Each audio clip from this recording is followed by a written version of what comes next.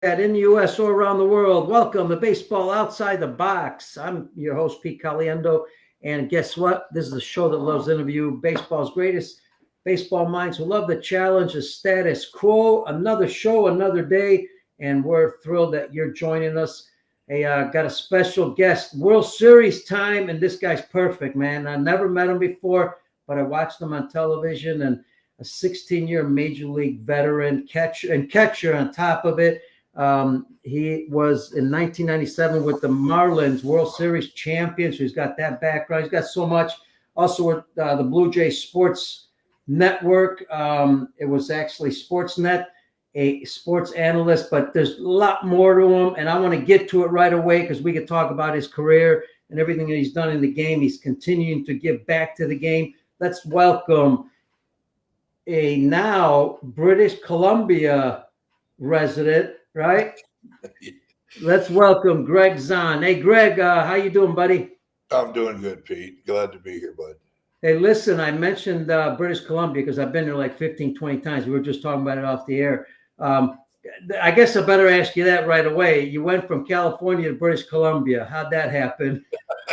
Well, roundabout, a lot of time in the game of baseball. I ended up, skipping the early parts. Ended up playing for the Blue Jays for 5 years. Enjoyed the best 5 years of my career, most productive. During my time there, I developed a bunch of relationships, including one with Jamie Campbell, the host of Blue Jays Central. He brought me in as a playoff analyst while I was still playing. And wow. So I did that for 5 years. I mean, it's kind of bittersweet because, one, I didn't make the playoffs, so I was available for 5 straight years. But it was great for me because I was able to develop a relationship with Rogers Sportsnet. They were able to understand and get comfortable with my abilities in front of a camera and my ability to break down the game and articulate it. So when I decided that I was going to retire, which was spring training of 2011, I already had guarantees from the network that they were going to hire me as their full-time analyst. Now, up until that point, they did not have what you would call a pregame show. They had, Jamie would come on and do about 5 to 10 minutes worth of, recap on the week, news around Major League Baseball, and then throw it to the game. In a span of 3 days, I retired, hired an agent, negotiated a contract with Rogers, and they rewrote the entire summer lineup around a new 30-minute pregame show that you know as Blue Jays Central. Yeah. And I did that for 8 years with Jamie. And it was wildly popular in Canada. The ratings were off the charts. There were even some stories about us, beating Hockey Night in Canada at certain points in the year, which would be an absolute coup, especially in Canada. But yeah, I enjoyed that aspect, that part of my life, and that little kind of mini career in broadcasting. So, and then when it was over, rather unceremoniously, it was time for me to move on. So I went back to doing what I do best, which is teach the game of baseball. Yeah, you know what? And we're going to get to that because in just a short time I talked to you offline. You brought up some great stuff about the development of the game. On a selfish side, I've had a podcast for a few years, probably had 300 episodes. But I got to ask you this because here you are as a player, you're all of a sudden jumping in as an analyst right away. Some of the things that you did how did you prepare for that? What did you, look, you didn't know really what to do. So what did you do to prepare for it? Learn? Did you watch others? Because, I'm always trying to get better as a podcast host. Great advice on something like that. Well, for me, we had this thing called the rookie convention seminar, whatever, where each team will send 3 prospects. They said they used to host it right in and around Washington, D.C. And they would fly, 3 prospects in, minor league guys from all the organizations, and they would do media training amongst other things. And I learned from a lady named Andrea Kirby, who was really great at communicating things. And I just kind of naturally felt fine in front of a camera. And it was just basically the logistics. I'm one of those guys, if you give me a list of things to do and you tell me how to do it, I can go execute it. If you leave it up to my imagination, well, obviously I'll put my spin on it. But it was relatively easy because one of the things that I do know is the game of baseball. So the content is in my mind. Mm-hmm. I'm a chatty guy. I like to talk to people. I love to be able to communicate.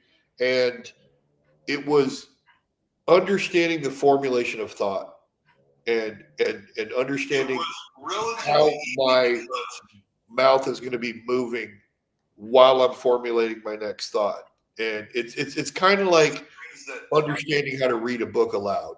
Mm-hmm. You reading a book, but you're reading ahead so that you don't stumble over the words. And that's really all it was for me. And then when I got to the time when it was, go time, you're in front of a camera. In fact, we were in front of 2 cameras, understanding how much time I had to formulate a thought, relay a thought, understanding, am I on the single? Am I on the double? Where am I at? And Wow. it was literally taking some instruction from a female colleague, a gal named Jody Vance, who worked for Sportsnet at one point. She was a friend of a friend, and I had met her, and she was married to a guy that worked in the front office for the Blue Jays, and we had interacted. She's obviously, was a sports gal. She basically told me how to do it. She said, here's how it's done in Canada. It's like you have a 2-shot, all of a sudden you're with, like if I'm with you and you're sitting to my left and you're asking me a question, well, I just kind of pivot, not all the way because we don't want to look at the side of my head. At a 45, I'm listening to the question. I'm starting my answer on you, and then boom, I'm on my 2-shot, which is over there. And there's a big, gigantic red light on it when it goes. Now, and that's where the director of the show comes in, and they understand what's my MO? How do I do things? How do I formulate? Start, middle, and back to the 2. And it's just a dance. And when you understand where the cameras are, what your timing is on how to formulate an answer and relay, because you don't want to go too long, you don't want to go too short, because then there's uncomfortable silence. And meanwhile, your partner, who's not even on camera, he's writing something down and not even looking up, and you end abruptly, and now he's caught, and there's dead space on the broadcast. It looks and sounds terrible, and so you get into this ebb and this flow, and your producers, your directors, they automatically know that, hey, I'm starting here, and then all of a sudden I'm on my 2, and as they see me roll back, they know it's time to go back to the 2-shot so that we can see both people on camera. And the thing that you don't do is you don't fake them out. You don't do this. You just, once you go, you go. And that was how we did it. Now, formulation of questions. It was easy for me because my team trusted me. They brought me in to analyze. My broadcast partner, Jamie, had absolutely no ego whatsoever. He teed it up for me, and it worked. People loved my crazy suits. Well, I didn't think they were crazy. I just thought they were stylish. People began to call me the Don Cherry of baseball because I wore very flamboyant outfits. I was very outspoken, very polarizing. We used to laugh and giggle about how it was, Gregg's the 90-10 guy. 90% of the fans love him. They want to hear what he has to say because he doesn't pull any punches. 10% of the fans hate him no matter what he says. But 100% of the people are going to tune in to see what he's wearing. Then I got to believe you're lucky they didn't call you John Gotti with the fancy suits. Being Italian, I'm familiar with Gotti. I know who he is too. Yeah, I think everybody is. But no, what's interesting, I love the behind the scenes things because I think we don't know anything about what goes on behind the scenes. And I think that's important for some of our audience, myself especially, to know. The other part is you mentioned how successful it was. Well, I think some of the things you just talked about, being direct, having the fancy suits, some of that stuff made the show fun too. Is that, had to be one of the reasons why the show was so successful. Not just the baseball knowledge, but the interaction and when it's entertaining, people pay attention. Yeah, I mean, they gave me a lot of freedom. I had a producer named Kevin Foley who got me out from behind the desk and had me do baseball instruction, mechanical instruction. Yeah. A physical guy, so the presence on camera is, it's undeniable, and they wanted to get me out from behind the desk to do some more stuff because Canadians love their baseball, but they're not always the most knowledgeable about it. You can walk down. You can walk down the street in any Canadian city and ask somebody how to shoot a slap shot, but you're not going to be able to show bunt technique or why do we hit the ball to this spot when we're doing a hit and run or what's the purpose of this positioning, etc. I was educating Canadian baseball fans on the game. And the other thing that happened was from a simple conversation between me and a guy named Rob Corte. I said, how honest do you want me to be about this ball club? Because they were terrible when I first got there. He said, be yourself, be honest about the performance on the field, in the front office, etc. And they were literally giving me license to criticize the players that they were paying. Rogers owned the team, they owned the building, and yet they were giving me freedom to be honest about what I was seeing on the field. People love that. Players today, not so much. Right. Coaches today, not so much. In fact, I don't think the front office enjoyed it as much as, the fans did with me being critical of the moves they were making. But hell, it's called accountability. And so the honesty, the no punches pulled, the animated, guy in front of the camera that they loved because they were used to seeing a guy like that in Don Cherry at Hockey Night in Canada. I didn't play. I if somebody played well, I told you. If they played poorly, I told you. And I probably offered an opportunity for somebody to get better and learn something. Because as you know, the game's not actually being taught anymore. It's just like it's like a video game now. It's ridiculous. So I was very polarizing in my approach. I said what was on my mind. If something rubbed me the wrong way, people knew about it right away. And for the most part, I would say 99% of the time, it served me well as far as generating audience. It's one thing I love about the playoffs, and we're going to talk about that too. And I really appreciate your time, Greg. I know as we're talking, you're very busy and doing a lot of things. The analysts now in the playoffs are not connected to their teams.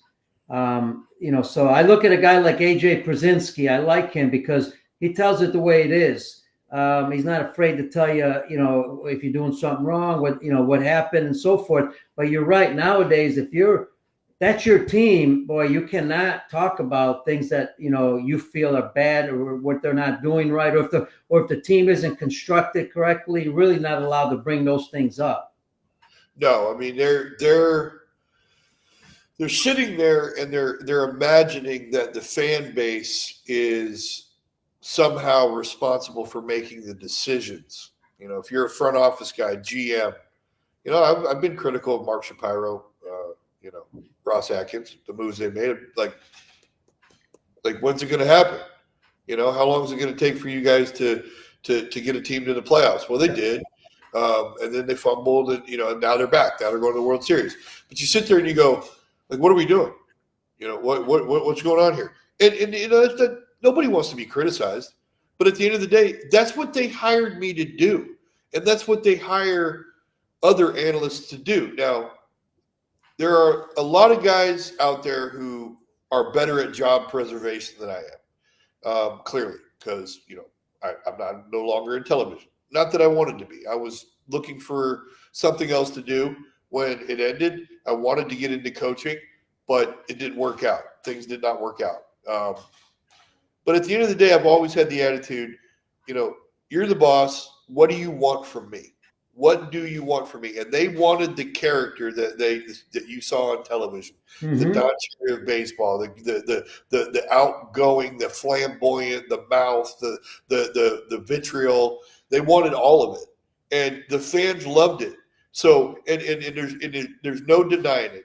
The first 3 years that I was with that organization as a broadcaster, the record got worse and worse and worse under them with John Gibbons as the manager and the front office. But the attendance at the ballpark and the ratings on the program up, trending upward. Every single year it got better, more people. So, and people were saying that I was bad for business in the front office. And I was like, really? I don't see it. The attendance is growing. The people that are watching the program are growing. The number of people that is growing. So no, the numbers don't support it. You guys are all into the analytics. Well, analyze that. Yeah. You tell me what's going on. People love it. They don't want to have, I don't know whether I'm allowed to use profanity, but they don't want you to. No, it's all right. They don't want you to bullshit them. Right. They don't need sunshine blowing up their backside. Right. They're tuning in. They don't want to hear from a guy like me. Okay, I wasn't a star player, but I managed to scratch out 16 years. Okay, they want to hear reality. They want to hear the truth from me.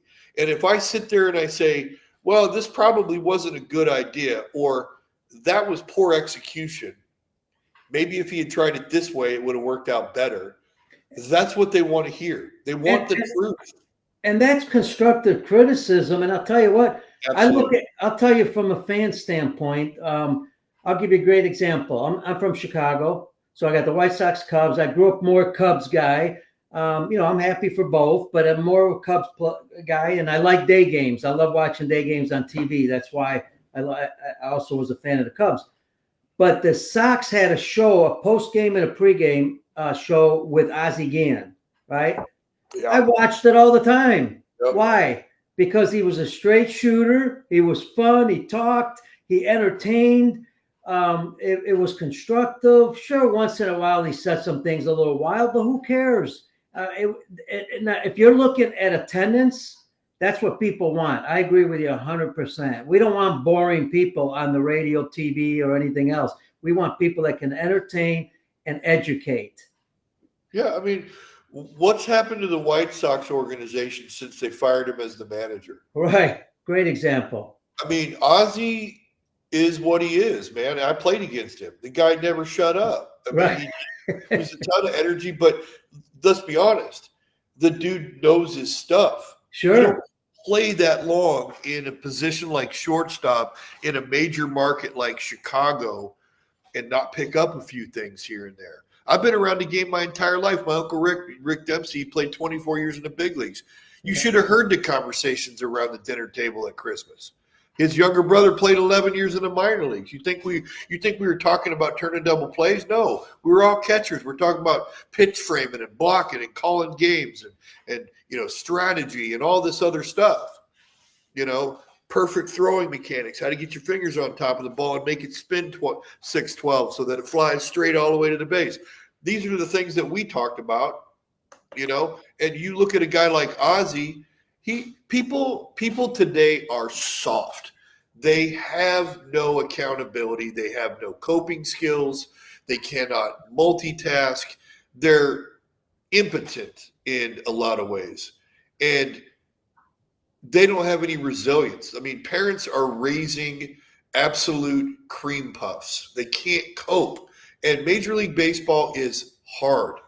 It is difficult. And if you can't take a little constructive criticism, and I'll be the first to admit, my style of coaching is evolving. It's changing. I was, when I first got into it, I imagined myself to be like Jim Leland. Well, when I played for Jim, it was like that. It was Jim's way or the highway, gone. He had so much clout in the game. He would send guys back to the minor leagues for not getting a bunt down. Call a guy up from the minor leagues. He doesn't execute one simple fundamental play. He gone. All right. So that was me. I was like, look, I know I wasn't a great player, but I can understand failure, but I don't understand a bad approach. I don't understand not being prepared, and I don't understand a lack of hustle. Those three things right there would get my ass up like you would not believe. And I'm the manager. Why do I need to tiptoe around on eggshells? Well, I learned, not everybody responds to tough love the way I did. So as I said, my coaching style had to evolve over the last few years so that I could become a better communicator. So instead of screaming and yelling, now I'm okay. Listen, I know it's not your fault. Nobody taught you how to bunt. I get it. I understand. Nobody taught you how to play team baseball. I get it. You don't really understand why don't I get to show off my arm and throw it all the way to the base and airmail the cutoff man. You know, I'm trying to get to the big leagues. I need people to see my skills. Well, this isn't a showcase, Johnny. This is a game. And there are other people on the field with you that want to win ball games. We don't want to be standing out here for 4.5 hours while you figure out your cutter isn't working. You can't throw strike one. Okay? Okay, great. Awesome. The spin rate's amazing. Go get the iPad out after the game and, do your little nerdy thing. Oh, God, my spin rate's amazing. Why am I not in the big leagues? Well, because you can't get anybody out, Johnny. It's just like this is where it's at. And this is why guys like me, guys like Ozzy, well, I don't know if he's still in the game doing broadcast, but I rubbed a few too many people wrong. And they went after me in a very, very special way, and they got me. Okay? So I get it. But the fans miss me. I know they do. I get a dozen emails a month on various platforms saying, wow, the broadcast just isn't the same anymore. We don't even watch baseball. We wait till the very last second to turn the game on. But people, I think deep down inside, people want the truth. They don't want to be bullshitted. And the players all want to be coached. It's just, what's the delivery going to be? That's all. Yeah, while I was doing some research a little bit, trying to find out some little details about yourself, your career, understanding you a little bit. It's interesting because even the media, without they got to have that clickbait stuff because I looked at your announcement of the Kelowna Falcons, right? I mean, major announcement, manager, and all that. Yeah. But what's the first thing they mentioned? You got released from broadcasting. Now you're managing. Yeah. Why was that important to put in the title? Pete? It's because it's amazing. It's cheap. It's cheap broadcasting. Look, you brought it up. I'll tell you. I made some mistakes. Okay. No, but you know what? And I can't. I've apologized for it. I've never ducked it. I've never tried to deflect blame. All I've ever said was, if I had been classier, if I had just said no to the female colleagues and fans, the advancements on me, the people trying to approach with me and play reindeer games, adult reindeer games in the workplace, if I had just been classier and said no, I still would have got fired. I guarantee you most of the reason why I was fired was because I was making too much money. Because everybody else at the network that was making over a certain dollar amount, they all got fired. I was the first one to go.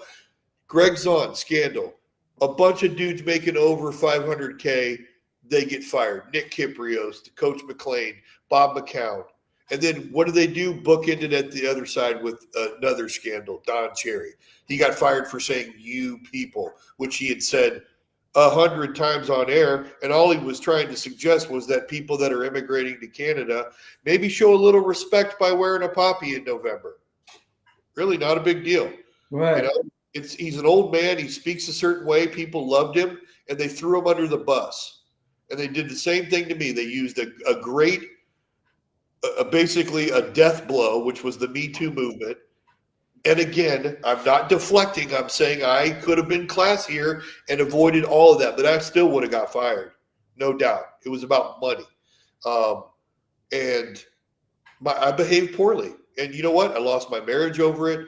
I lost friends. I lost my livelihood. I still can't get a job in affiliated baseball. Wow. I've had great conversations with multiple organizations about it. Hell, I've even had a couple of organizations tell me flat out, we're a publicly traded company. You can't make it past the first round of HR interviews because of this. Really? Really? How is it that Michael Vick and Martha Stewart did prison time and they're back on television? Prison time. Yeah. I had inappropriate conversations with willing female participants in the workplace.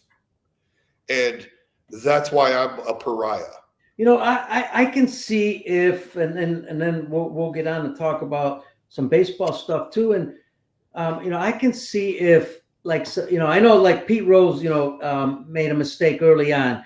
And I'm familiar with this because I used to work for the Italian American Sports Hall of Fame. My boss was George Randazzo, passed away, great guy, the National Hall of Fame, for the Italian American National Hall of Fame. And I remember him being on the phone with Giamani's secretary, and I remember the comment was if Pete would have just admitted, that he had an issue, possibly, he could have gone in and helped people. He didn't want to admit it right away. So I can see sometimes when you don't admit it, okay, you're going to get, backlash from it, and they're going to stay away from you. They're not going to hire you. But you know what? You just said, hey, I went maybe a little too far. Okay, I apologize. What happened to second chances? I mean, I see second chances all the time for other people.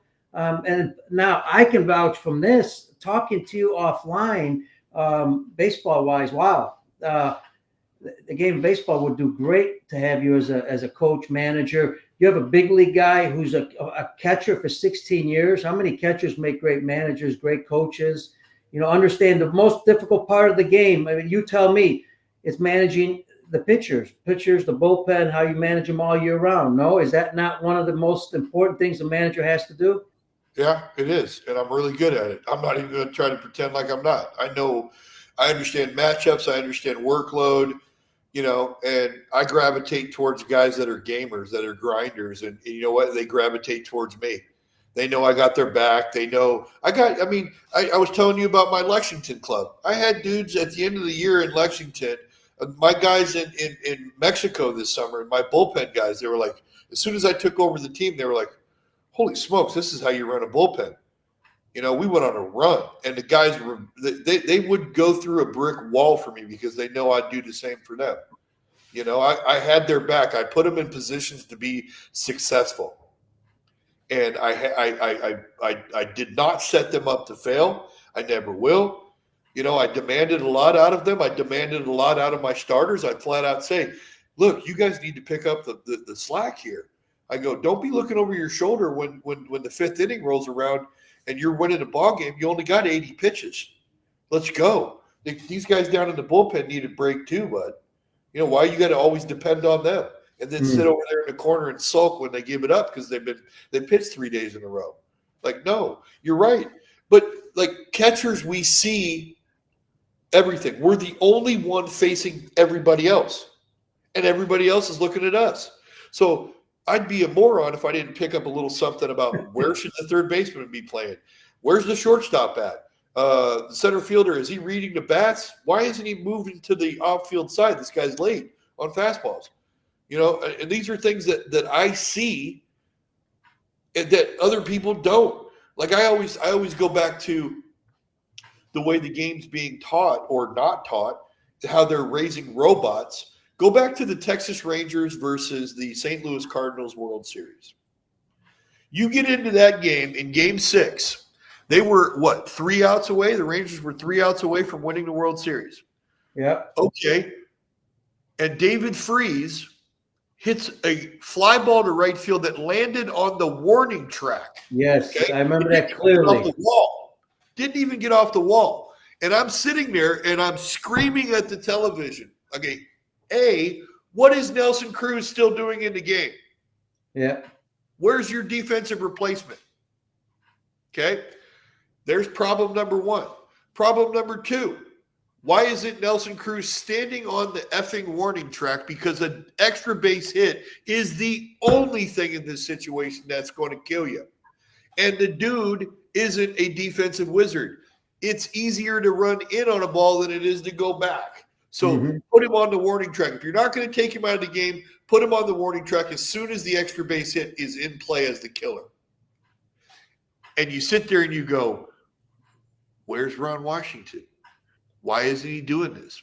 What happened in this situation? Why aren't his coaches going, Wash, Cruz, get him in no doubles, bud. Like, what the hell's going on?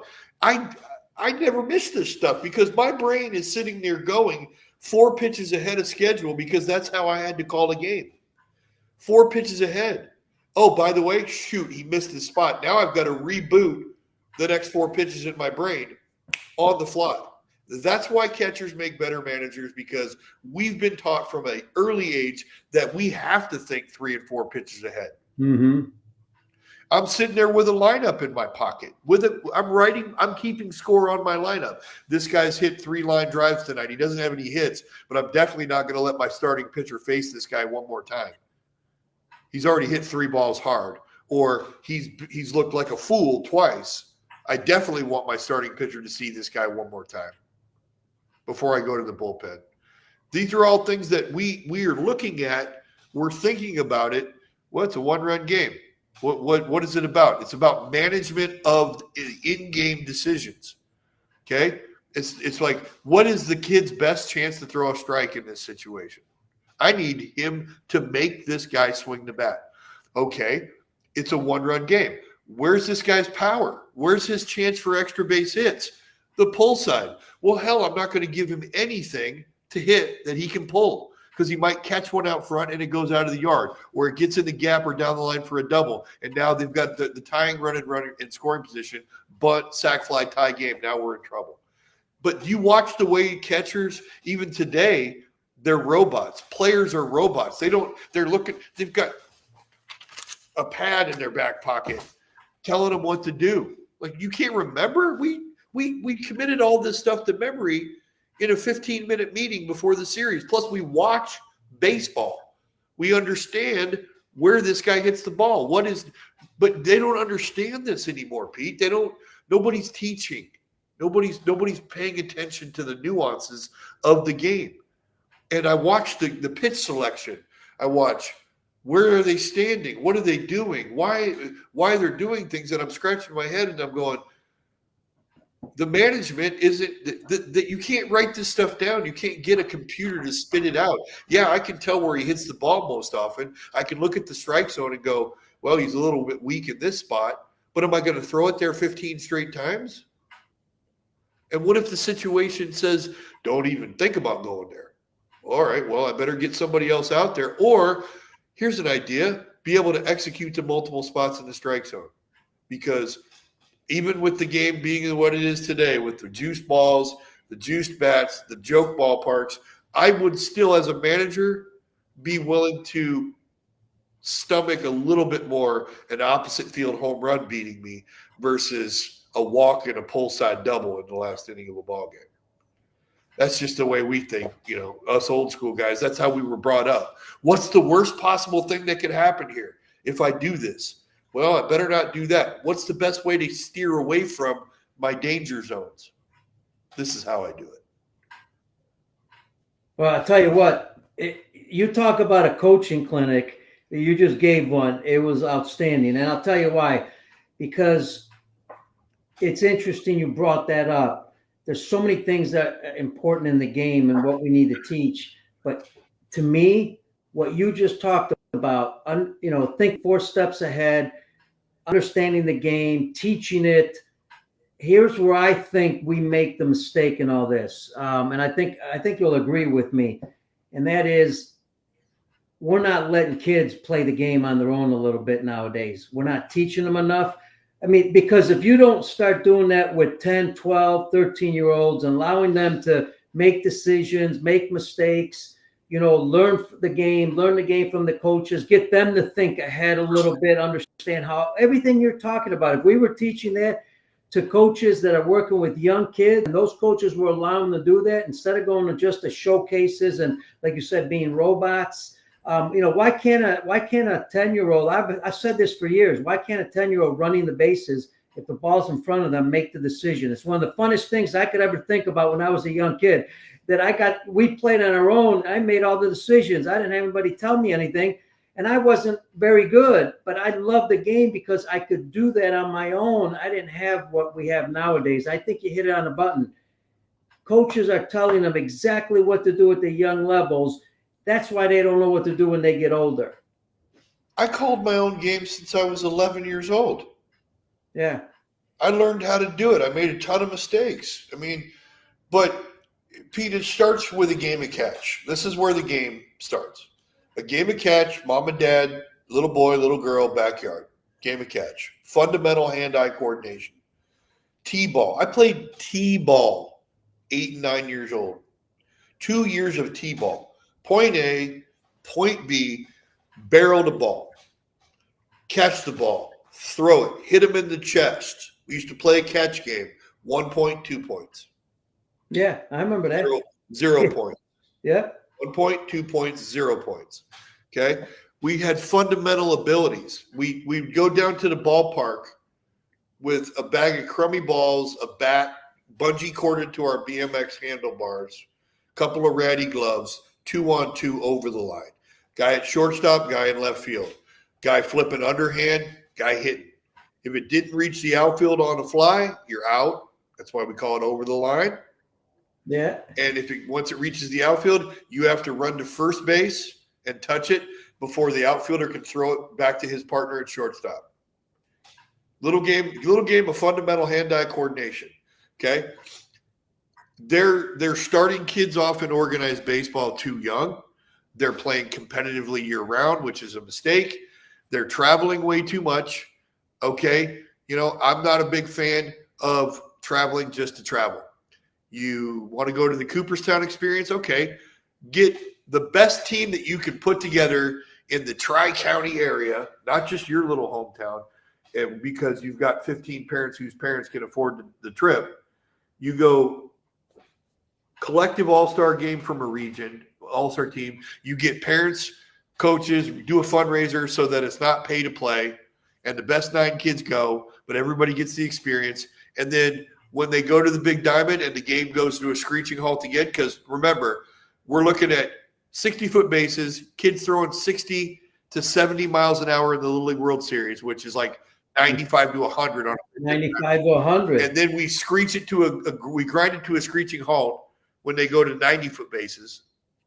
The game gets like, woo. Left fielder and the shortstop can shake hands because nobody can hit it out. All right. Some idiot leagues out there are giving the kids wood bats to play with in that exact same year that they make the transition to the big boy diamond. And the fundamentals were never taught. So we've got injuries and lack of interest. People lose interest in the game. So for me, it's first things first. Can we play a fundamental game of catch?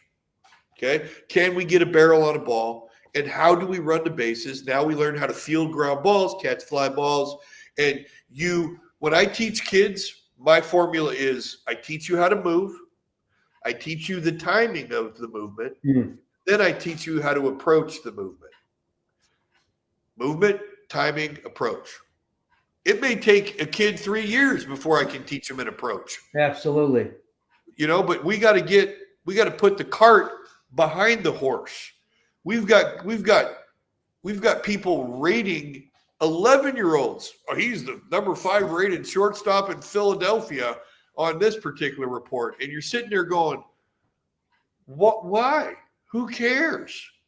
This is a joke. I mean, what are we doing? This is a game for the parents. This is not reality. This is a game. Nobody cares. And you and I both know that the athlete we're looking at 15 is a totally different athlete than the one we're looking at 17. Absolutely. Why do we have 15-year-olds saying, well, I'm committed to Texas A&M? Yeah, well, how committed are they to you? Yeah. Really? You don't think if somebody comes along that there won't be 5 other dudes that play the same position that you play that are going to come along in the next couple of years that are better than you? And now with the portal and the NIL money, who cares? It's almost more productive to just put them all in the same venue year after year after year, and everybody makes their picks. Like he goes to this team, he goes to that team. I don't even know what we're doing anymore. But player development and learning and understanding the game is gone. I've had players come play for me in Mexico that told me flat out told me there's only 5 guys on every minor league team that the coaching staff even gives a shit about. Mm-hmm. The other 20 dudes aren't getting coached. And they're definitely not teaching a guy to understand the game.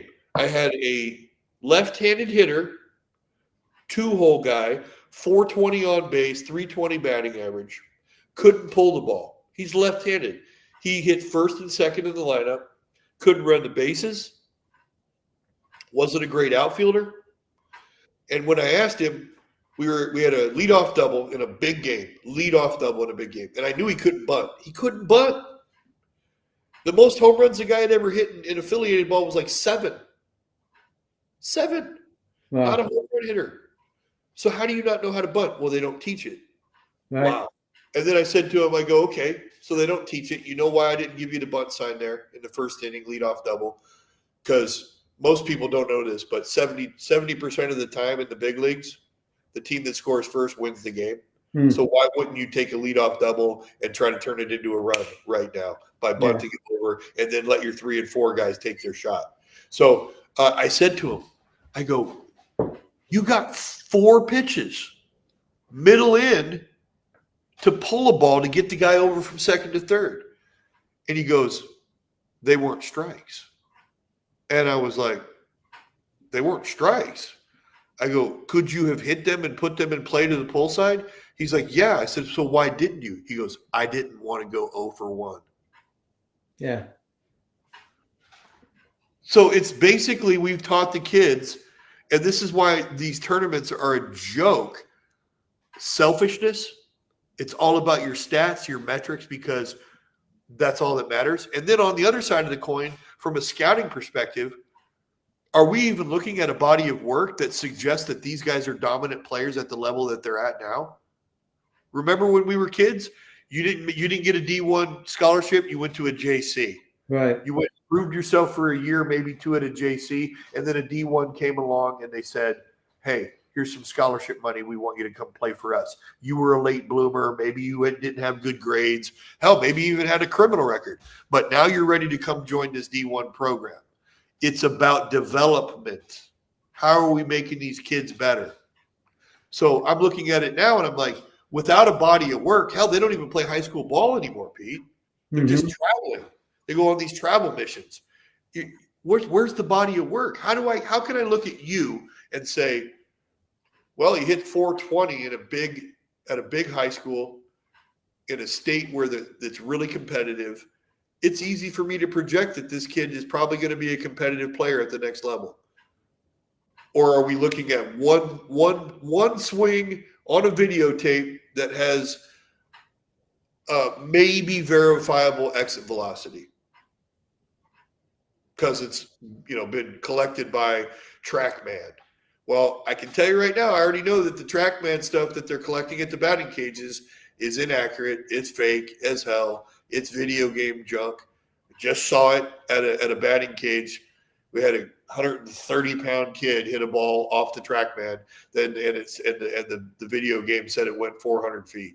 I was like, no, it didn't happen because a 130-pound kid doesn't hit a ball 400 feet. I can hear it. I don't need the machine to tell me that it went that far because I know it didn't. Nor do I need a machine to tell me that it went 420 when I see a big, strong man barrel one up. I'm like, we got into that one. I can even tell you where it went just by listening. Yeah, I've always said, and I understand certain statistics and certain technology can be helpful, maybe because our eyes can't always see everything. I get that part. A little bit you could use it, I'm sure. But I remember, Jay Ward was one of my managers in independent ball, played with the Reds in 75, 76, I believe. Jay was a great manager, great mind.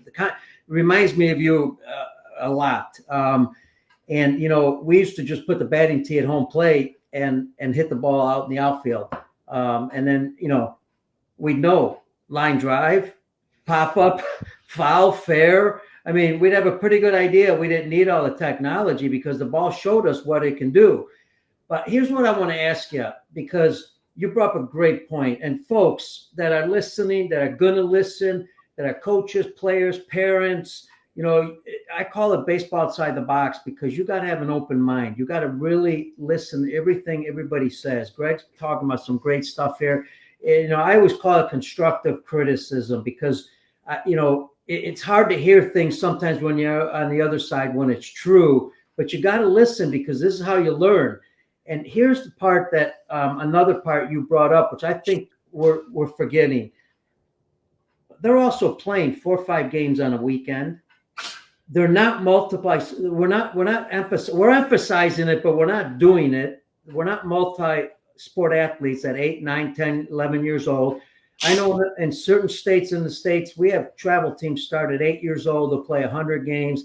They don't play any other sport. And we're trying to educate parents understanding that that's why injuries occur. That's one of the reasons they occur, because they're only using certain muscles and the rest of the muscles aren't being used.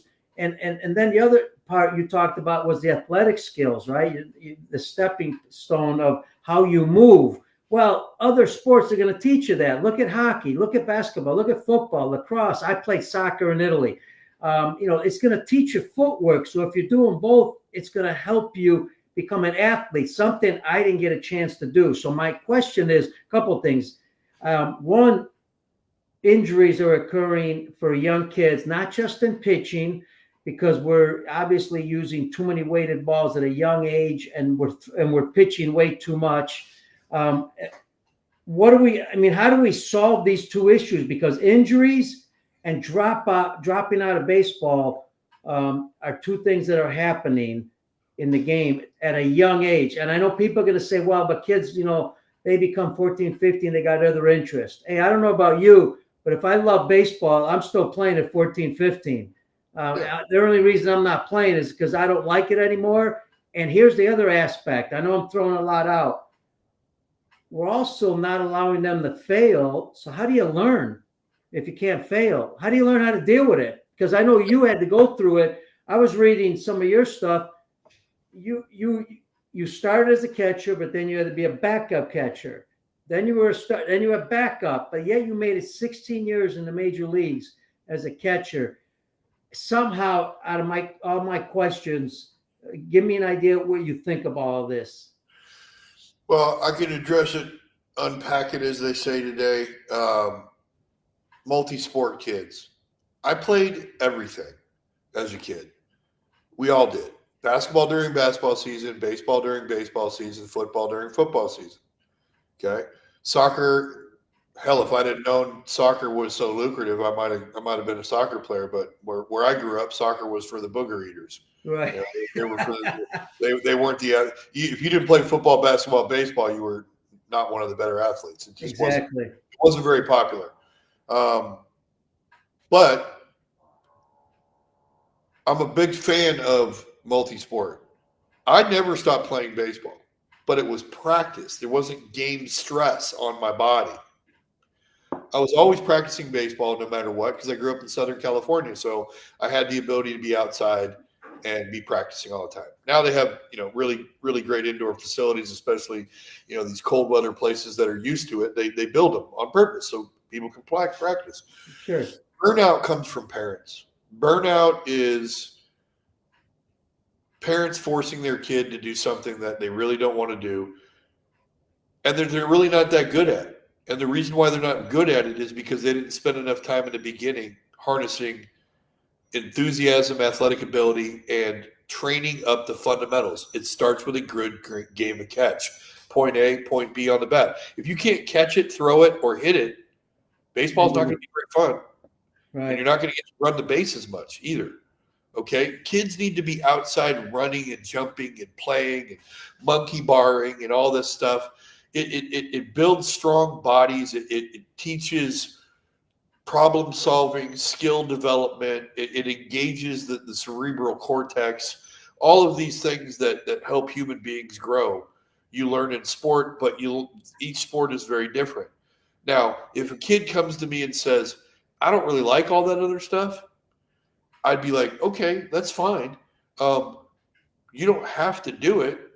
We'll practice baseball year round, but we're not going to play year round. You're going to have time off, and oh my goodness, could you imagine if they actually had to spend time studying and creating and doing chores around the house and being a contributor to the family and the household? Good Lord. If we weren't constantly, packing them into the car with, 8,000 calories worth of snacks and a gallon of water in a $1,400 water jug, with a $200 backpack, a $400 bat, and the latest body armor that they don't actually need in multiple colors because they just changed teams. Like, give me a break, kids, parents, all of this stuff. Just let them go play. You know, your kid will decide whether they like it or not, but I can promise you, if you really want them to like it, you need to give them a foundation of fundamentals. Catch, hit, run, all these things. They need to learn how to do that properly at a young age, and it starts in your backyard or at the park. Mm-hmm. Sorry, parents. It requires parenting. It requires presence. You got to be there. You know, my dad worked all the time when I was a kid. My mom, being the athlete in the family, she played catch with me until she couldn't. But somebody's got to do it. You know, stop wasting your money on organized baseball at 6 and 7 years old. You know, unless you see that your kid is advanced, and you'll know. And the only way they're going to be advanced is if you spend time playing catch with them, putting the ball on a tee for them, you know, running around. I used to go for jogs with my dad. We'd go run 3 miles. I was an 8, 9-year-old kid running 3 miles with my dad. You know, these are just silly little things that parents could be doing. They don't need to be spending money on uniforms and fancy crap and traveling around. And it's all an ego thing. It's like, like here in Canada, all you ever hear about is the parents talking about their kid and the hockey. And, he's playing up. He's playing up. Well, why is he playing up? Is he really that good, or is it because you live in a really small town and that's all there is? Is he that good? Yeah, well, okay, maybe. But who's all this for? You know? You're sitting around. I heard a great conversation the other day. Parents sitting around the hallway of a cheap hotel talking about a baseball game that took place between a bunch of 10-year-olds, and they're criticizing the coach for the decisions that he made. They're all hammered in the hallway. And you're sitting there going, wow, this is such a great example we were setting for our children. You know? Yeah, you know, I got to tell you that the money that's being spent, unfortunately, being wasted. We just hope that we bring it up on the shows and people start to understand this, because there's a lot of money being wasted because a lot of parents believe that by doing this, they're going to get exposure and they're going to get a college scholarship. By the time they spend all that money, they would have already paid enough for their kids to go to college, at least a year or two. Yeah, and here's the kicker, Pete. They don't give away full scholarships in baseball. Exactly. You're paying no matter what. All right? You're paying no matter what. But when your kid's 8 years old and you're spending a ton of money on instruction or showcases or whatever it is, all you're really doing is paying somebody to play catch with your kid. Mm-hmm. You're paying them to do your job. You know, the 1% athlete is still the 1% athlete. And it's obvious. I tell people this all the time. I said, all right, I'm not going to take travel ball away from you, but you're asking for my advice, so I'm going to give it to you. Let your kids stay home. Let them play the local Little League, Babe Ruth, whatever it is. If they're dominating, then try to find a more competitive environment for them. Mm-hmm. But until they're dominating, then no. And here's the thing. If you're hitting 300 in Little League, you suck. 300 in Little League sucks. 300 in high school sucks. I'm sorry, but if you ain't hitting 400 or 500, you ain't getting a couple hits a night, you're not any good. If your kid's in Little League and he's not borderline throwing a no-hitter every time he goes out on the mound, he ain't that good. Yeah. Not now. I'm not saying he's not going to be, but I'm saying he's not good now. These kids that are the ones that should be going and traveling, should be playing on a club team in whatever sport you're talking about, they should have had an opportunity to dominate your community loop. Showed everybody in the city, the town, how much better they are than your kid. And if they're not doing that, you're wasting your money. What you should be spending your money and your time on is more skill development. Mm-hmm. Finding a reputable guy, and I'm not necessarily saying it's me, because you know I'm not sitting on the bucket anymore. I don't do that anymore. But there are reputable guys out there that can help. But if all you're doing is just placating your child and just so they have the ability to say, yeah, my hitting coach when they go to school. No, it's when you've exhausted your ability to play catch with them, load a ball on a tee, spend time with them. Find somebody. When your knowledge of the game is exhausted, that's when you go and seek out help. Absolutely. And so we come to something that I know you're passionate about, given our previous conversation, the volunteer coaches in youth sports. Mm-hmm. Well, these people are saints in my book, but it doesn't necessarily mean that they're doing the kids any favors. Okay. I'd rather see kids not be coached if they're going to get poor coaching. Right. I agree. And so people like me, people like you that know the game, it's our job to educate the volunteers. The organizations need to reallocate what they're spending their money on. Like, I'll be honest with you. I'm not cheap. My time is valuable. I have a daughter of my own. I have a life. I have a team. I coach, now I'm coaching a summer ball team. I'm selling ads. I'm doing all this stuff, but I'll do it, but it's not free. But what I can do and what people like me can do is we can take your volunteers and we can say, hey, here's how you play a proper game of catch. Thank you for your time. Here's how you hit a ball properly off a tee. Here's what a swing path is supposed to look like. Here's the mechanics of it. Here's how you organize a practice. Here's what you need to look for. And even get them on their feet and show them and allow them to feel what it's supposed to feel like. So that they go with their glorious volunteered time and they actually do some good for the kids. And the kid's not learning something new every single summer based on what the new coach is watching on YouTube from some guy who really probably doesn't know what he's doing anyways. Yeah, and you know what? I love that you keep going back, and we need this more and more, that you keep going back to the fundamentals, because like you say, if you can't play catch, you're not going to play this game. It's not going to be any fun, and then obviously they love to hit. So if you're not hitting, you're not going to have fun. You're going to find another sport. That's just common, right? If I'm not doing well, why would I stick around in this sport? I'll go find something else that's a lot more fun to do. So I love that you bring that up. And the other aspect too is, you had to deal with failure in your life like anybody else. And I think this is important for our volunteers because, that's one of the things we tend to be negative a lot of times in the game as coaches. Sometimes as volunteers too. And volunteers, like you said, are well-intended. That we need them. They're great people. They're trying their best. We need to help educate them. We need to give them the resources to do that. We can't just ask them to pay for stuff because they're already giving up their time. That's why I think what you said was critical. Associations need to be responsible for educating their parents and how to work with young kids. And I think the game will grow. But one of the aspects is if I strike out 4 times and I'm 10 years old, I'm going to get depressed. And after a while, I'm not going to play the game anymore.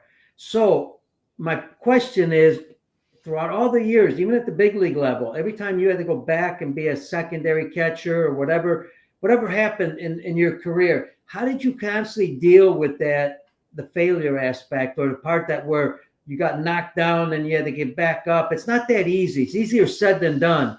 There's a mental aspect to this, and I think we're not teaching kids. And I'm bringing it up, Greg, because that was one of my biggest down points of my career as a young kid. I could never deal with the failure. So I think I could teach it better now because I couldn't deal with it then. That's what ruined me. So how did you deal with it? Well, not well early, well.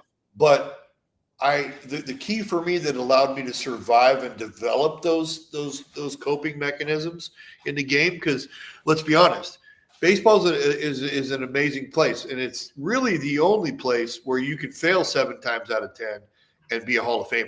Right. That's depending on who you ask. Glass half full, glass half empty. 70% failure or 30% success. That's how hard hitting a baseball is.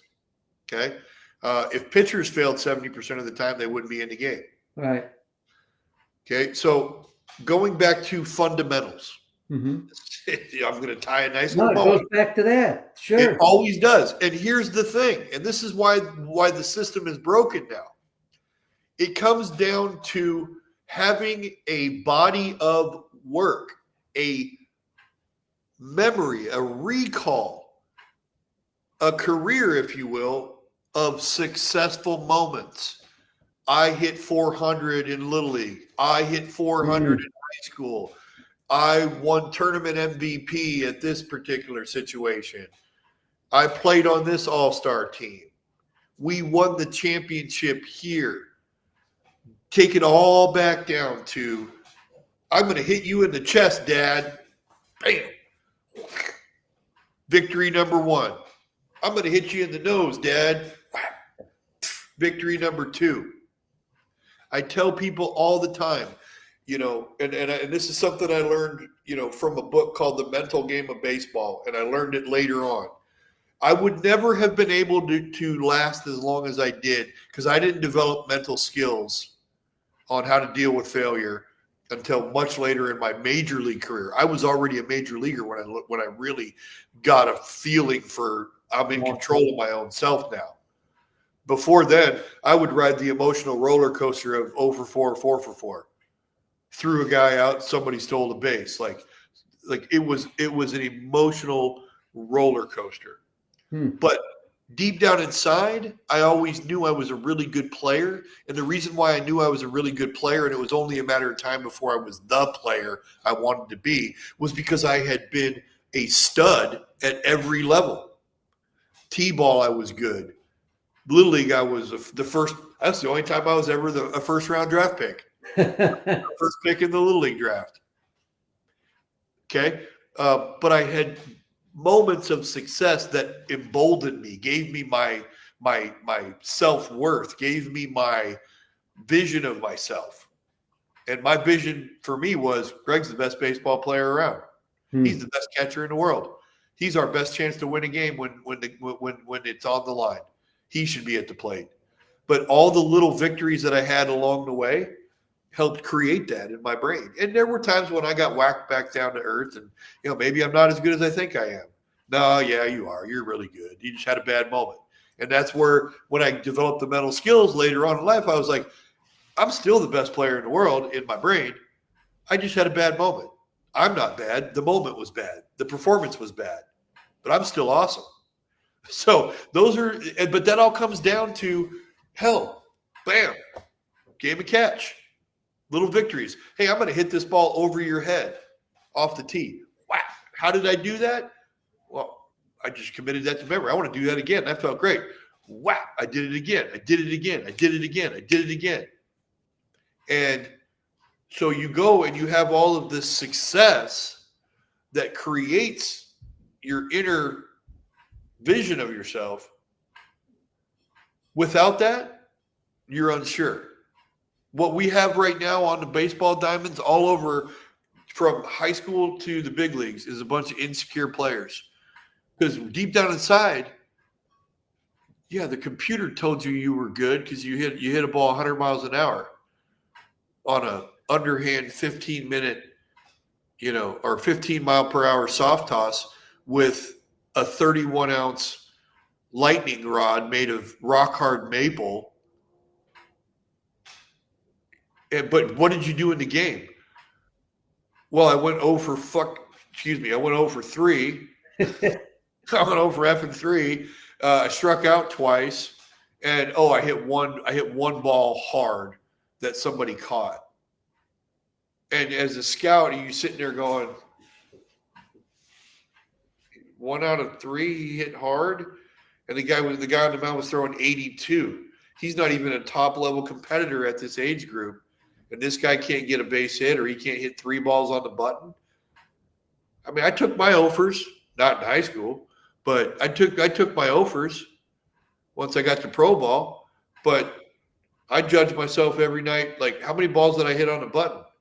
Can't control it after I hit it. Mm-hmm. Like I said, if you're in Little League and you're hitting 300, you suck. High school, you suck. Hell, even I'm recruiting college guys now to play on my college summer ball team. I want to win. I want to have fun. I don't like to lose. In fact, I hate losing more than I like winning. And I've had my fair share of crap baseball teams I've been a part of. Mm-hmm. So it doesn't taste good. And that's something that talking to college coaches across the country many times, one of the things they bring up all the time is they have a hard time recruiting players that, one, know how to play the game, exactly what we've been talking about, and two, dealing with the failure aspect. They can't, in other words, they can't find the competitive players out there, and then we wonder why, because we don't put them in competition. So my next question is another part of what you brought up earlier. You stuck to the fundamentals, but you brought up practice organization, and I see this a lot. I think practice organization is so important. It's very difficult for coaches to run because it's not easy, especially for what we're talking about volunteers where they got 12 kids, and not a lot of equipment and, some baseball, some bats. And then they came from work and all of a sudden they got to, work with their team and run a good practice, a fun one, something that's going to be productive too, because practice organization is really where you can start putting them under not only. We've worked on the fundamentals and we're working on them constantly, because you just said you revert back to your fundamentals a lot of times when you had trouble. So you went, so kids need to work on their own and figure out, hey, I struck out 3 times. Why? What did I do wrong? What should I be working on? Should I be swinging the bat more? Should I be working off the tee more? And they need to do some things on their own too, right? Nowadays, it's all directed by coaches only. But practice organization, if you sooner or later, you've got to put them in real game situations, because otherwise, to me, where are you going to transfer all this? How are you going to transfer? You're just not going to wake up in the game and do it just because you took some ground balls. You got to put them under pressure a little bit to be competitive. I mean, is that part of the development we're talking about? It's part of the process. Yeah. And it's why they have, you think about the minor leagues, you have rookie ball, A ball advanced, AA, AAA. Every level, you add a little bit more to the expectation level. I would say, like, first we're gonna walk, then we're gonna walk and chew gum. Yep. And when you're at the rookie ball level, A ball level, we're teaching the kids the fundamentals. How to hit at the pro level, how to pitch at the pro level, run the bases professionally, etc. By the time they get to AA, they should be learning how to win. Okay? But part of all that stuff is, okay, we're going to add more complicated signs. We're going to add more complicated theory on what's going on in the game. You give them a little bit more responsibility and expect a little bit more as they go up. Okay, I don't expect an 8-year-old to understand baseball theory, right? Why we do things. I expect an 8-year-old to be able to play a quality game of catch within 3 months of picking up a glove for the first time. And that brings me to a point that you made. We need to teach the kids how to practice autonomously. It's their body, right? Not yours. You can direct them on how to do something, but they have to feel it. Mm-hmm. Okay. And that's why, you were talking about putting a tee at home plate and hitting the ball, seeing where it goes, seeing the ball flight. We called that drill long tee. Okay. Because I can put the batting machine out there. I can throw BP. I'm supplying all the power. They're lifting and separating, hitting balls out of the ballpark. But when you take away that and the ball is stationary and you put them on the tee and it's not in a batting cage where they can imagine what happened, where they actually see the ball go and it dies. It has no backspin. It has no carry. They're like, yeah, I guess that swing thought wasn't what I was looking for. And they find out real quick. Just like you find out real quick when a guy's throwing 95 miles an hour, whether or not you have a good swing. Because when a guy, even in today's game, 95 is really 91 because of the way they measure velocity. It's out of hand now, or not when it's at home plate. But whatever, we'll call it 95 just to placate some people. If you can't hit 95 down the middle, 4-seam 95 down the middle, you can't play in the big leagues. So if I tell you it's coming 3-0, 3-1, 2-0, 2-1, and it's right down the middle, dick high, and you know it's coming and you still can't get the barrel to it, something wrong with your swing. Something's wrong with your approach. So better fix it. Better fix it quick. And you would think, it's funny because I remember when I was giving lessons a long time ago, way back, we used to throw the ball underhand, but now we throw it overhand. But when you're not, when you're throwing overhand, but you're only throwing 30, 40 miles an hour, and like you said, and you're not hitting 3, 4, 5 line drives in a row, something's wrong. Yeah. Right? Because what happens when the guy's throwing 75 miles an hour? If you can't hit it at 50 for line drives. So I think a lot of times too is when we're doing drills, you're talking about off a tee, because it'd be kind of boring. We don't make it competitive for them either, right? I mean, I remember golfers, I'm not a golfer, but, taking shots, saying 10 of them were putts. And their goal was to make 8 of them, right? I mean, 9 of them. If they could make all 10, it'd be great. But they were competitive. They weren't just happy because they hit the ball. A lot of times we're just happy because we hit the ball off the tee. That's not, sooner or later, like you talked about earlier, if you're a really high-level player, you need more competition, right? Well, we need to make the drills competitive too. So that way, 1, it's not boring. 2, they're getting better and understanding how to be more competitive. I tell them right out of the gate, here's how you work with a tee. And here's the results that you're looking for. Until you get these results, you're not good. Put the ball in this position. Here's how it's supposed to spin. Here's where it's supposed to hit in the cage. And if you can't do X amount out of 10, you're not good. Keep working. And if you did 5, your goal should be 6 next. Should be. It's still. I'm pretty hardcore. It's like 8 out of 10. 8 out of 10 every time. Yeah. Off the back of the cage, not the top of the cage, back of the cage. Yeah. A lot of these kids are satisfied with hitting the ball. Right. I tell them, what part of the ball are you trying to hit? Mm-hmm. That's how focused my drills are when I teach hitting. I'm looking to hit a certain part of the ball. And I tell people in the game, I'm like, listen, here's the situation. You've got this really broad focus, okay, the game situation. What is it that you're trying to accomplish? Trying to hit the ball hard the other way to move the runner. Okay, you're right-handed? Yep. He's right-handed? Yep. What do you think he's trying to keep you from doing? Probably trying to keep me from hitting the ball to the right side. In today's game, they're probably just thinking I'm going to strike him out. But I said, okay, well, if you want to hit the ball hard to the right side, what part of the ball do you need to hit in order to do that? And they're like, huh? I'm like, no, what part of the baseball do you need to hit? I don't understand the question. Well, you have a round ball. You have the inside part of it, the top part of it, the back of it, the bottom side of it, and the outside part of it. If you're trying to hit a ball hard the other way, what part of the ball are you trying to hit? Inside part of the ball? Yes. Are we trying to hit the ball in the air or on the ground? On the ground. What part of the ball do you hit to make it go on the ground? The top. Okay, so top and inside part of the ball will make the ball go on the ground the other way hard.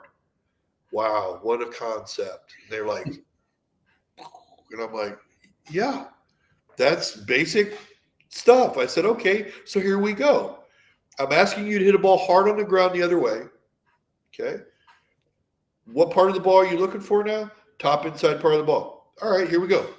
And I start flipping it to them, or I started overhanding it to them, or I put it in the machine. And now they're focused on a specific part of the ball. Bam, bam, bam. And all of a sudden, zzz, zzz, zzz. And then the light bulb comes on and their minds are blown. Because now they're not just trying to hit the ball and hoping to manipulate it the other way. They're actually going up there with a focused plan on what part of the baseball I'm going to try to hit and what's the result that I'm trying to get and how do I get it. Simple geometry. Yeah. In my mind, it's simple geometry. Angles. Well, hey, that's teaching the game, and I'm going to go back to we're not doing that enough at the younger levels. Oh. So that way they, like you said, it's like the minor leagues. In the minor leagues, they got more time, but if you're an 8-year-old, you're starting somewhere, then you're 9, you're advancing, then you're 10. It's kind of like the minor leagues. You keep going up, and if you're not focusing on just winning, which we're doing too much at the young levels, because it's funny. Some people want to stress winning at the young levels, Greg, and I know I've kept you a long time, so we're going to kind of end it here pretty soon.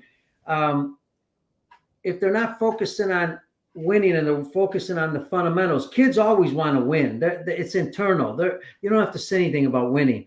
But if you're teaching the fundamentals, those eventually are going to make you successful, not only as a team, but I think as important as a player too, because even though it's a team game, if I'm 10 years old and I'm not successful, guess what? I'm going to soccer. I'm going to another sport that I can be a lot more, have a lot more fun and be more successful at. Yeah. Well, it's fun to be good at something. Absolutely. Why not practice until you're good at it? Yeah. Why are we worried about, like, I mean, I'm not going to be one of those guys that says, well, let's not turn the scoreboard on. Okay, well, if we're not turning the scoreboard on, what do we need uniforms for? Well, no, you got to have a scoreboard. Right, but so we're talking about two different things. Are we talking about practice and player development, or are we talking about games? Right. Okay, and games are part of player development, but like I said, if you can't have a game of catch and hit a ball, you're not going to be very good. And that's where we rush kids to pitch ball, competitive baseball too young.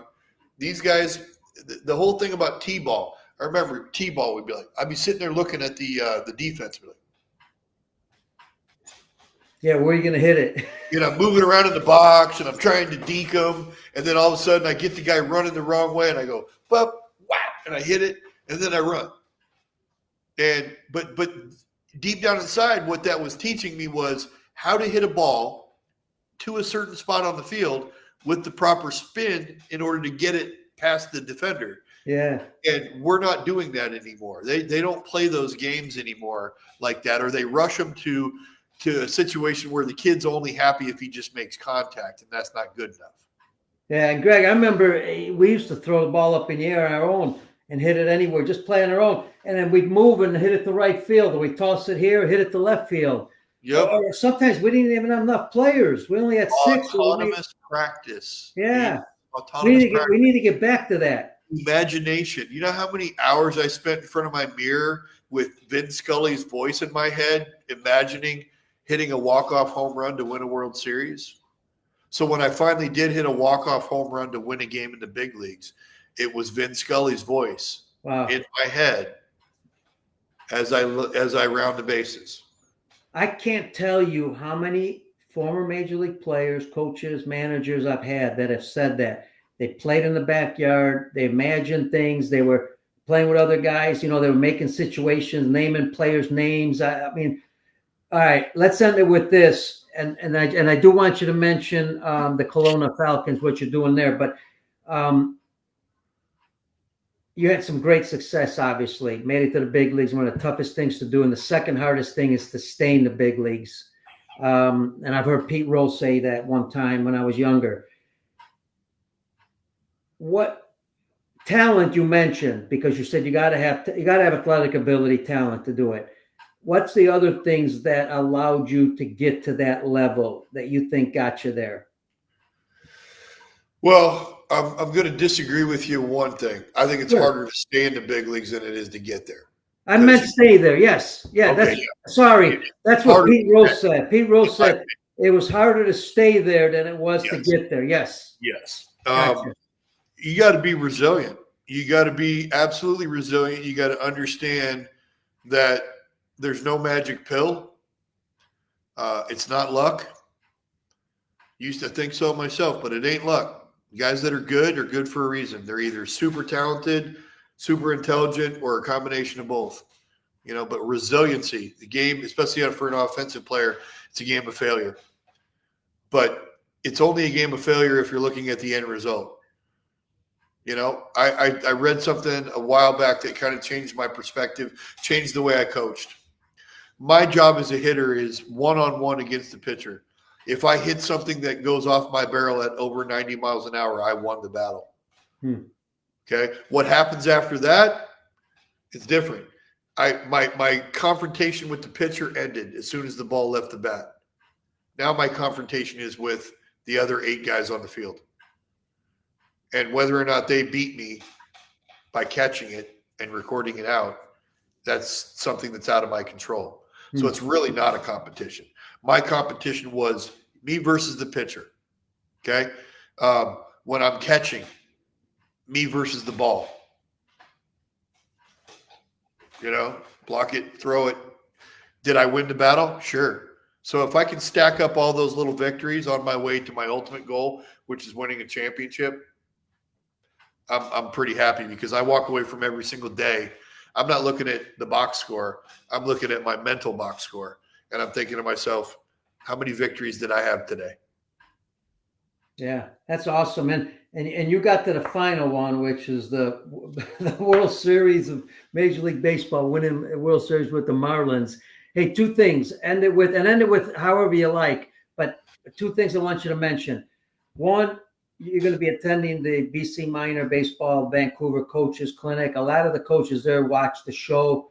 I want you to tell the coaches there, which most are volunteers, and a lot of them work with 14 and under. As you know, that's one of the areas that they're trying to develop a lot, is really help coaches that are working with 14 and under. Why should they attend that coaches conference? And two, mention about your managing position with the Kelowna Falcons, a little bit about that, the league.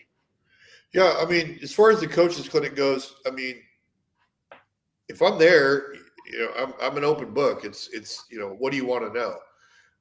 I'm there to help. I want to convey simplicity.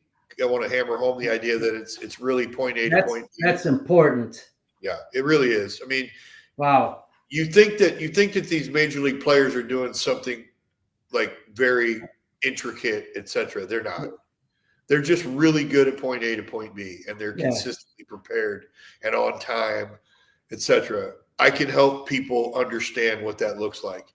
And we talk about all these things, like if you don't have a renewable, sustainable resource of good players, like for your elite programs, let's just assume that we want all that stuff to continue. We want these cash grabbing organizations that are just taking advantage of parents and players and selling the fact that they have a chance to be something that they probably have no chance to be at all. Okay, whatever. But here's the thing. If you want those organizations to flourish, if you want those players to get an opportunity, you got to have a sustainable resource, which is fundamentally sound players that understand the game and love the game enough to keep signing up for all this elite stuff. Do you want to win at the elite level? Do you want to replenish your supply year after year of elite players? Mm-hmm. So your organization continues to flourish? Well, pay attention on what we're going to be teaching at this conference, which is simplicity, point A to point B, fundamentals, how to have an organized practice, how to keep kids engaged, how to sell them on the idea without selling them on the idea of small little victories every single day. Like, way to go. You touched the inside part of the base as you were rounding it. That's a great job, Johnny. That's what we wanted. You executed a perfect pop-up slide. That's not only the safest way to go into a base, but the fastest way to go into a base. You just won us a game because you got there that much quicker than if you had tried to dive and do something fancy like you watch the big leaguers do. Mm-hmm. Thank you. Appreciate that. We just won the championship. Yeah. You hit a cutoff, man, and we threw somebody out at the plate, and we won a game. Way to go, Johnny. You remember that time when we did cutoffs and relays? You did it perfectly. And, oh, by the way, shortstop over there, love the way you got turned sideways and you rode the throw and you were in a perfect position to receive and throw it. You remember what we did that day. Remember how much fun that was? And when you threw, little Stevie out at home plate, everybody laughed and giggled because he was out by 20 feet. Yeah, I remember that. That's what you're going to see from me all the time. It's simple. It's back to the basics, fundamental stuff, and people have tried to pollute it, dilute it, but you're not going to get that from me. I'm going to try to help keep it simple. You only get 90 minutes for a practice. Let's use 90 minutes wisely, and let's make it fun for the kids, and let's raise a generation of baseball fans who never walk away from the game. The game will tell them at some point when they're no longer good enough to play. But it doesn't mean we want them to walk away. Right. And then as far as me being with the Falcons, I'll be honest with you. I get to be near my kid. I get to live in one place for more than 6 months for the first time since I was 18 years old.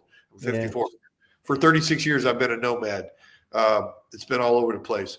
But going back to the baseball part, my staff, all going to be professional baseball players. So the kids that are coming to us, they're playing summer ball. By definition, they have aspirations beyond baseball, beyond college baseball. So who better to prepare them for their next step than guys that have actually been there, professional baseball players. Problem is, most guys like me don't really want to be doing this. I love teaching. I don't have anything else to do. And this is the only game in town here in Kelowna. So it gives me an opportunity to give back to the game at a different level. A little bit higher level teaching, but at the end of the day, it's still, I'm going to be teaching how to be a professional, how to play baseball professionally. And I think the kids that are going to be coming here are hopefully going to walk away from our program feeling like they've just taken another step towards being a big league ball player. But at the very minimum, when they go back to their respective universities, colleges, they're going to be better players, better teammates, and help those programs get better just by being there and having been here and experienced what they're going to experience. Awesome, man. Let me tell you, I'm glad you brought up the simplicity part, because I know I've been told, hey, you teach a little bit too simple, too basic, and I take that as a compliment, by the way, when somebody tells me that.